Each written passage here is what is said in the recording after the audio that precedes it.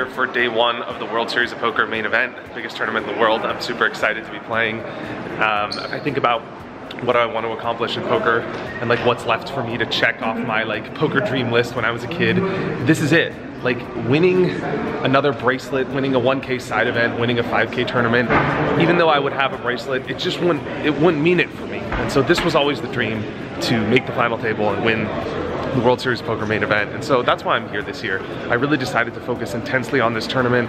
I'm not playing any high stakes cash games. I'm not doing really anything else. I got here 2 days ago just to get acclimated and get ready, and I'm here to win this event. So I'm really excited. I know that I can't win on day one, and my goal just has to be to make it past the day and be super uber patient. So I got a strategy for day one. I'm gonna size up the table, be really patient, just kind of see how things go and take it from there. But one day at a time. I'm super focused, I'm super ready. I've been getting in really good shape, doing a lot of training at the gym, and really preparing myself mentally for, you know, a 10-day, all-out, 12-hour, 14-hour a day battle. So I'm ready to go. I will keep you guys posted with hands and updates as we go along. Wish me luck. Let's do this.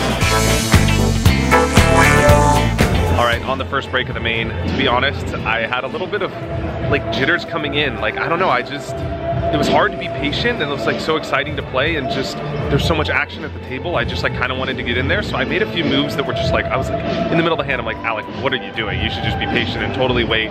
No reason to make moves early. And I got caught in a few spots where I lost a few chips that I definitely didn't need to lose. But you're so deep, you have so much time, that my mental thought process was really strong. It was always repeating something positive to myself after every hand I lost, and just saying, bringing myself back to the present moment and saying, you know, no hand matters because you have so much time, yet every hand matters, and that's all you can focus on. So I was really trying to keep that balance and focus on just playing the present moment, the hand, the best way possible. I did pick up some good spots. I played a few hands well. I got my focus back after the first hour and caught up and built my stack back up. So even though I'm even, because I lost and then won, it actually feels like I'm winning. And so I'm in this really good headspace right now. Starting stack after the first break, got really good reads on my table, and I'm ready to do this. I'm feeling really good about the rest of the day. Let's go. On a dinner break at the World Series, doing well, 70K, started with 50, feeling good, got my groove back, got a few big hands, paid off, things are going well. It's important to stay healthy, be fueled, and eat well. That really keeps me going and keeps me playing my best, so always fueled up with All-American Dave at the World Series of Poker. If you're out here, definitely come out the backside of this room. He has an amazing food truck with amazing healthy food, highly recommend. On the last break before the end of the day, we've been playing about 8 hours of poker, and I have about 83K. We started with 50, so I'm doing really well. There's one hand that, even though I won, I think I might have misplayed. 200, 400 blinds with a 50 ante, a mid position opens, the guy to my right calls, I call in the cutoff with pocket deuces, the button calls, who's a loose player, and the small blind calls. Flop comes 8-3 deuce, rainbow, so I flop, great hand. Checks to me, I bet 2100, and now the button makes it 5500. And this is a spot where I kind of felt like everyone folds around to me, and I kind of felt like he was making a feeler bet with an 8, sort of like trying to maybe deny a little equity, sort of see where he's at, play the pot in position. And we're pretty deep at this point. I think I have like 60K in the hand, and so I thought about 3-betting the flop to something like 12,500, hoping that he would just get sticky with an 8. But then I kind of didn't want him to fold, so I didn't really know what to do.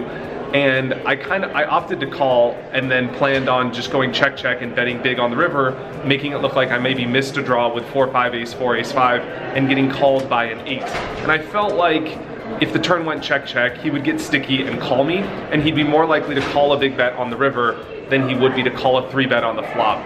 But in retrospect, I think I should have just made a small 3-bet, build the pot, let him call the flop, and go from there. As played, I opt to call.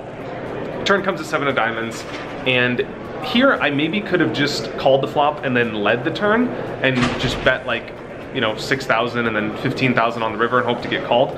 But again, I checked, and now he checks behind. And at this point, I'm almost 100% sure that he has a feeler sort of raise with an 8, maybe something like Queen 8 or Jack 8 suited, something like that. So my plan is to bet pretty big on the river and go for get a call.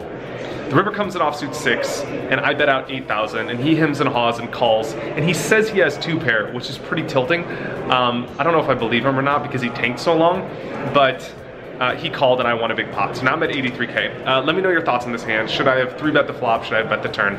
Interesting spot, but off to my last level and hopefully gonna end with over 100K and come back. It's fresh tomorrow. All right, guys, made it past day one. It is 11:30 at night and I got up around 8:30 a.m. to work out and be ready here before the event. So it's been like a 14-15 hour day, 12 hours of poker. It is intense and it's nice to have a day off after day 1A and another day off after day 2 before day 3 because I'm planning on going deep to the final table and it is going to be a marathon, not a sprint.